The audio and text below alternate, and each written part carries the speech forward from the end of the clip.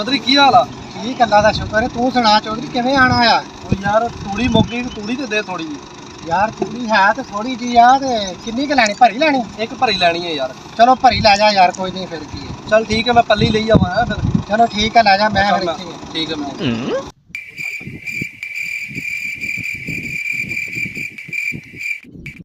ओए आ की ओए एडी भरी? यार भरी आ और की है? यार एडी भरी ते नहीं होंदी। आ देख रेड़े दे उत्ते एक ही भरी आ गई। तू तो क्या छोटी जी भरी लैके जानी है? यार मैं तेनू छोटी वड्डी जी दी गल कीती, मैं कहा सी भरी लेके जानी है। यार आ तू चंगा बनना वा, तेनू हुण तेनू भरी दा कहता, मैं कहा भी थोड़ी है, तू सारी तो तू लै गया, बाकी की रह गया इत्थे? यार एडी भरी है ते तू नाइयां वाला काम कीता। एडी भरी थोड़ी होंदी है, ए मैं नहीं हो देनी, तू चल। ओ यार ओ हुण नहीं, रख नहीं, लईए यार, नहीं दे भाई। दे ओ भाई। भाई आ तेनू भी मशवरा है भी इदां अजकल दा दौर है, कोई भरी मंगण आवे देण तो पहले पुछ लेना भी एक भरी केड़ी छोटी लैके जानी है कि वड्डी लैके जानी। आ मेरे को भाई आया वा इधर ले आओ। आ भाई आया वा, आ देखो एडी भरी